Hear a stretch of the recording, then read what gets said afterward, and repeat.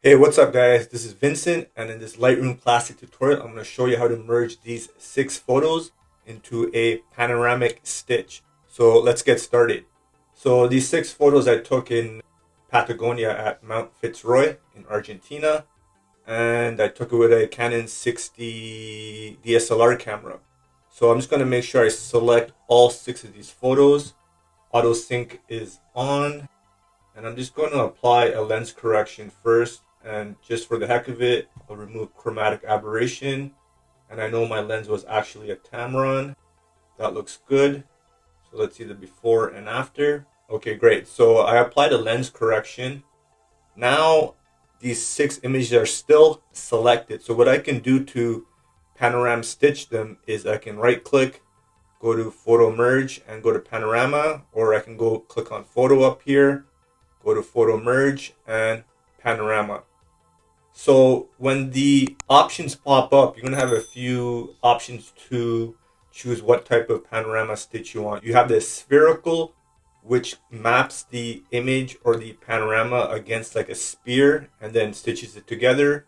Then you have cylindrical, which maps it inside a cylinder, and it's better to retain straight lines in an image. The cylindrical is. And then there's perspective, which doesn't work in this case, but it's usually used to keep lines straight and great for architecture photography, such as buildings. But anyways, I'm going to choose between spherical and cylindrical. And it looks like the perspective, or there's less warping just with the spherical, so I'll just keep it on that. And then there's this boundary warp if I want to fill in the boundaries here, so I can increase it to 100. And then it'll warp the image a little bit more. Another option is I can just crop the white space or the negative space in the photo. Or another option is I can click on fill edges, and I believe it uses generative AI to fill the edges right in the corners here, and that actually looks better. And then there's this auto settings if you want Lightroom Classic to automatically apply luminance and color settings to the image.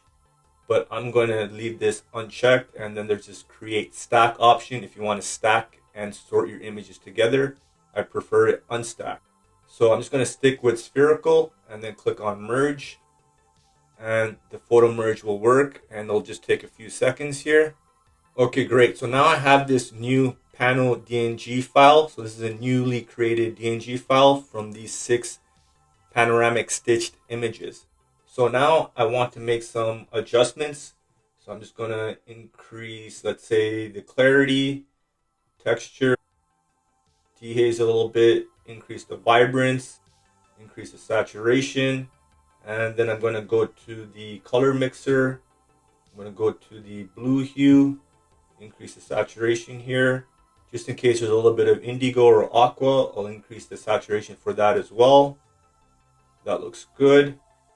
And then I'm going to go to the tone curve, increase the midtones slightly. And then go to the effects panel and put some vignette to the image. Actually, I should make it dark. So put a dark vignette. Increase the feather. Move the midpoint a little bit inwards, and that looks awesome. Now you can see within like 2 or 3 minutes, I was able to stitch these photos together, these 6 photos, and then apply a few adjustments to make this image pop. So this is great if you don't have a super wide angle lens, or you don't want to use the mobile phone panoramic option on your camera, just in case it doesn't get enough detail. So now I hope you guys know how to use the panoramic stitch option in Lightroom Classic. If you enjoyed this video, give it a like, subscribe, and check out my photography on Instagram. And as always, live easy, sleep breezy, and stay lovely.